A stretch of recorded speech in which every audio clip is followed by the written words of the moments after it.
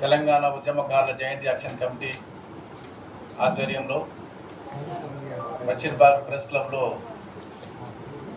యొక్క పత్రికా విలేకరుల సమావేశం జరుగుతూ ఉన్నది. ఇక్కడికి వచ్చేసినటువంటి యొక్క అన్ని పత్రికల విలేకరులకు, అలాగే print media, digital media, electronic media అందరికీ కూడా పేరు పేరున ధన్యవాదాలు తెలియజేస్తూ ఉన్నాము. ముఖ్యంగా ఏంటంటే ఈరోజు సమావేశానికి ఉద్దేశము మొన్న 10వ తారీఖు నాడు మిలియన్ మార్చ్ ప్రోగ్రాం ఏదైతే అసెంబ్లీ ముందుగా ఉన్నటువంటి గన్ పార్కులో అమరవీరుల స్తూపం వద్ద మిలియన్ మార్చ్ ప్రోగ్రాం మరి ఏర్పాటు చేయడం జరిగింది. చాలా 2011 తర్వాత అంత పెద్ద ఎత్తున ఒక ఉత్సాహపూరితమైనటువంటి వాతావరణంలో ఒక ఉద్యమకారుల యొక్క స్ఫూర్తిదాయకంతో, అమరవీరుల స్ఫూర్తిదాయకంతో, కళాకారుల స్ఫూర్తితోని ఆ యొక్క కార్యక్రమాన్ని దిగ్విజయంగా చేయడం జరిగింది. అనేక మంది కవులు, కళాకారులు, మేధావులు, ప్రొఫెసర్లు, మరి ఎమ్మెల్సీలు, మాజీ ఎమ్మెల్యేలు, మాజీ మంత్రులు అన్న అనేక మంది పెద్దలు హాజరైనారు. ఈ సందర్భంగా ప్రత్యేకంగా చెప్పుకోవాల్సింది టీజేఎస్ ఎమ్మెల్సీ గారు, కోదండరాం గారు గతం నుండి ఇప్పటి వరకు కూడా ఉద్యమ నాయకులు. వారి యొక్క సహకారం ఈ యొక్క ఉద్యమానికి, ఈ యొక్క మరి మిలియన్ మార్చ్ ప్రోగ్రాంకి సంపూర్ణ సహకారాలు అందజేయడం జరిగింది. అదేవిధంగా భారత కమ్యూనిస్ట్ పార్టీ సిపిఐ నాయకులు, సిపిఐ ఎంఎల్ న్యూ డెమోక్రసీ నాయకులు, ఐఎఫ్టియు నాయకులు, పిఓడబ్ల్యూ నాయకులు, అనేక విద్యార్థి సంఘాల నాయకులు, యువజన సంఘాల నాయకులు, ముఖ్యంగా మహిళా సంఘాల నాయకులు మరి ఈ యొక్క మిలియన్ మార్చ్ ప్రోగ్రాంలో పాల్గొనడం జరిగింది. తెలంగాణలో ఉన్నటువంటి యొక్క 33 జిల్లాల నుండి, అనేక జిల్లాల నుండి ఈ యొక్క ప్రాతినిధ్యంతో ఈ యొక్క కార్యక్రమాన్ని చాలా దిగ్విజయంగా మరి జరపడం జరిగింది. మేమేమంటున్నామంటే ఉద్యమకారులము ఎల్లప్పుడూ ఉద్యమాలు చేసుకుంటూనే పోవాలన్నా, ఈ ఉద్యమకారులకి ఏమైనా జరిగేది ఏమైనా ఉందా, ఒరిగేది ఏమైనా ఉందా అనేటువంటిది ఒక చిక్కుముడి ప్రశ్న ప్రజల ముందు ఉన్నది, ఉద్యమకారుల ముందు ఉన్నది.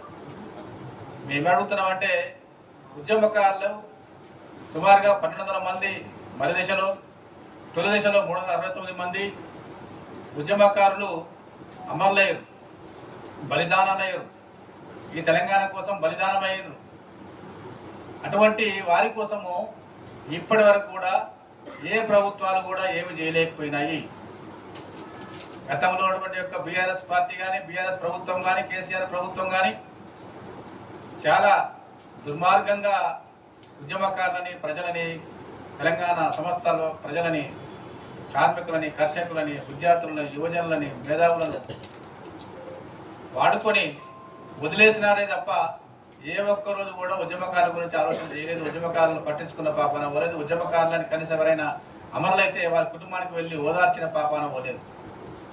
పైపెచ్చు ప్రజాస్వామ్యం గొంతు నిలిమి, ప్రశ్నించేవాడి గొంతు నిలిమి, ఎవరైనా ఏదైనా డిమాండ్లు కానీ, ఏదైనా కోరికలు కానీ కోరడానికి కానీ, అదే ఇందిరా పార్క్ వద్ద కానీ, తన యొక్క ఇంటి వద్ద కానీ, తన యొక్క మరి అనేక ప్రభుత్వ భవనాల దగ్గరికి వెళ్తే ఆ భవనాల దగ్గర వాళ్ళని అరెస్ట్ చేయడం జరిగింది, కేసులు పెట్టడం జరిగింది, ఇంకా కోర్టు చుట్టూ తిప్పడం జరుగుతుంది తప్ప ఆ యొక్క ప్రభుత్వం ఉద్యమకారుల గురించి ఎప్పుడు పట్టించుకున్న అవకాశాలు రాలేదు.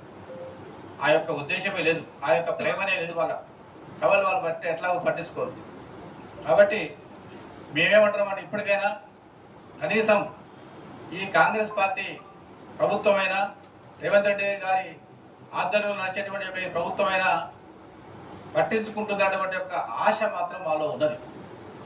ఎందుకనంటే వాళ్ళంటే బీఆర్ఎస్ వాళ్ళంటే దొంగలు, అన్ని రకాల దొంగలు. వాళ్ళు ఒక్క ఈ దాంట్లో ఉన్నారు కుంభకోణం, దాంట్లో లేరు అనేది లేదు. అన్ని రంగాలలో కుంభకోణాలు చేసారు, లక్షల కోట్లు సంపాదించుకున్నారు. వాళ్ళ గురించి మేము మాట్లాడతాం. మీరు అధికారంలోకి ఒక 1.7% ఓట్లతో మాత్రం మీరు గెలుచుకున్నారు, ప్రభుత్వానికి వచ్చిండ్రు. మా అందరి కూడా కృషి కూడా ఉన్నది, మా ఉద్యమకారుల కృషి కూడా ఉన్నది. మాకేమంటున్నాం అంటే ఒక 30,000 రూపాయల పెన్షన్ ఇవ్వండి అని, ఒక 4 గదుల ఇల్లు నిర్మించి ఇవ్వాలని, మీరు చెప్పేటువంటి 250 గదాల స్థలంలో అది నిర్మించి ఇవ్వాలని చెప్పి, ఒక 20,000 ఇన్సూరెన్స్ ఏర్పాటు చేయాలని చెప్పి, ఒక 100 ఎకరాలలో అమరవీరుల పేరు మీద ఒక స్మృతి వనం ఏర్పాటు చేయాలని చెప్పి, అనేక జిల్లా హెడ్ క్వార్టర్స్లలో, జిల్లా కేంద్రాలలో అమరవీరుల యొక్క స్మృతి భవనాలని నిర్మించాలని చెప్పి, కనీసం వాళ్ళ గుర్తింపు ఈ రోజు వరకు కూడా లేదు. ఎవరు ఉద్యమకారులు కారు అనేటువంటిది ప్రభుత్వమే చొరవ తీసుకొని ఒక ఉద్యమ సంక్షేమ బోర్డును ఏర్పాటు చేసి ఉద్యమకారులను గుర్తించేటువంటి యొక్క పనిని ఆ రకంగా చేయాలని చెప్పి మేము డిమాండ్ చేస్తా ఉన్నాం. ఉద్యమకారుల సంక్షేమ బోర్డును ఏర్పాటు చేస్తున్నామని చెప్పడానికి, ప్రకటించడానికి నీకు ₹1 కూడా ఖర్చు కాదు. కానీ ఉద్యమకారులకు ఎంతో ఊరట చెందుతుంది, ఉత్సాహాన్ని ఇస్తుంది, ప్రోత్సాహాన్ని ఇస్తుంది, స్ఫూర్తినిస్తుంది. కాబట్టి కనీసం ఈ ప్రకటన చేయడానికి కూడా మీరు చేయలేకపోతే చాలా దురదృష్టకరమైనటువంటి విషయం. కాబట్టి మేము మా ఉద్యమాన్ని ఎట్టి పరిస్థితుల్లో మీరు ప్రకటించకపోయినా మా ఉద్యమాన్ని ఆపేది లేదు. చాలా తీవ్రతరం చేస్తాము. అనేక జిల్లాల నుండి ఉద్యమకారులకి మాకు ఏమీ కాదులే, ఏ ప్రభుత్వం ఏది చేయలేదులే, మాకు ఏది పెన్షన్ వచ్చేది లేదులే, 250 గదాల వాళ్ళ స్థలం అంటారు కానీ వాళ్ళ అమల్లో జరిగేది అయ్యే పని కాదులే, 4 గదుల ఇల్లు అది వచ్చేది కాదులే, పెన్షన్లు ఇటువంటి అన్ని కూడా ఇన్సూరెన్స్లు ఇవన్నీ కూడా వచ్చేది కాదు, వీళ్ళెవరు కూడా మాటలు నిలబెట్టులు కారు అని నిరుత్సాహంతో, చాలా నిరాశ నిస్పృహలతోని ఈ రోజున ఉద్యమకారులు ఉన్నారు. అటువంటి వారిని మనం ఉద్యమించాలి, మరోసారి ఉద్యమించాలి. తెలంగాణ ఉన్నటువంటి యొక్క సమస్త ప్రజల కోసం ఉద్యమించిన, ప్రాణాలు అర్పించిన మన వాళ్ళందరూ కూడా ఇప్పుడు కనీసం మన వాళ్ళ కోసంగా, అమరులు ఎవరైతే త్యాగాల కోసం, నీళ్లు నిధులు నియామకాల కోసంగా ఎవరైతే మరి అమరులైనారో ఆ యొక్క ఆశయాలు నెరవేరలేదు. నీళ్లు రాలేదు, నిధులు రాలేదు, నియామకాలు జరగలేదు, ఆత్మగౌరవం రాలేదు, ప్రజాస్వామ్యం పరిడవిల్లలేదు. కాబట్టి ఏంటంటే వాటి కోసమన్నా మరో ఉద్యమం మనం ప్రారంభించాలి అని చెప్పి మరి ఆ రకంగా ముందుకు పోతా ఉన్నాము. మరి ఆ యొక్క ఉద్యమాన్ని మరింత ముందుకు తీసుకుపోతాము. మా యొక్క సమస్యలు, మా యొక్క డిమాండ్లు పరిపూర్ణం అయ్యేంత వరకు కూడా ఈ ఉద్యమాన్ని కొనసాగిస్తాం. ఉద్యమకారుల సమస్యలే కాదు, ఈ రోజున రైతుల సమస్యలు ఉన్నాయి, రైతులకు భూములు లేవు, వ్యవసాయ కార్మిక సమస్యలు ఉన్నాయి, వాళ్ళకు కూలి రేట్లు లేవు, ఈ రోజున అధిక ధరలు పెరుగుతూ ఉన్నాయి. అనేక హైదరాబాద్ నగరంలో అసలు అనేక నిరుద్యోగులు, మన తెలంగాణ వ్యాప్తంగా నిరుద్యోగ సమస్య కొంతవరకు మీరు 57,000 మంది ఉద్యోగాలను ఫిలప్ చేసారు, సంతోషమే. కానీ ఇంకో లక్ష మంది ఉద్యోగాలు ఇవ్వాలి. అమరులు ఎవరైతే, ముఖ్యంగా కళాకారులు ఎవరైతే ఉన్నారో, మరి యొక్క సాంస్కృతిక సారథి పేరు మీద 500 మందికి మాత్రమే ఉద్యోగాలు ఇచ్చారు. మేమేం డిమాండ్ చేస్తున్నామంటే అనేక మంది, వేలాది మంది కళాకారులు ఉద్యమంలో పాల్గొన్నారు. కనీసం 10,000 మందినన్నా మీరు ఈ కళాకారులని ఆ యొక్క సాంస్కృతిక సారథిలో చేర్చుకోవాలనేది కూడా ఒక డిమాండ్తో మేము ముందుకు వెళ్తా ఉన్నాం. కాబట్టి ఉద్యమకారులందరూ ఒకటి చేస్తాం, అమరుల కుటుంబాలందరినీ కూడా ఒకటి చేస్తాం, ఏదైతే సబండ వర్గాలను ఒకటి చేస్తాం, విద్యార్థులను ఒకటి చేస్తాం, యువజనులను ఒకటి చేస్తాం, మహిళలని వాళ్ళ దగ్గరికి వెళ్ళి వాళ్ళని కూడా ఈ తాటి మీదకి తీసుకురావడానికి ప్రయత్నాలు చేస్తాము.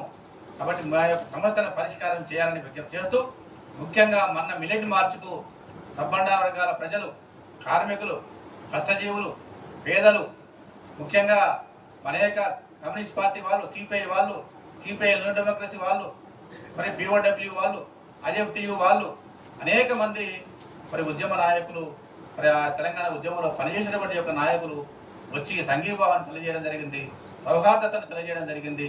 ఉద్యమానికి మేమందరూ కూడా తోడుగా ఉంటామని వాళ్ళు చెప్పడం జరిగింది. వారి యొక్క స్ఫూర్తితోని మేము మా యొక్క తెలంగాణ ఉద్యమాన్ని, మరి మా ఉద్యమకారుల ఉద్యమాన్ని మరి ముందుకు తీసుకుపోతామని విజ్ఞప్తి చేస్తూ ముగిస్తామని ఇప్పుడు ప్రఫుల్ రామరెడ్డి మా సెక్రటరీ జనరల్ గారు మాట్లాడతారు.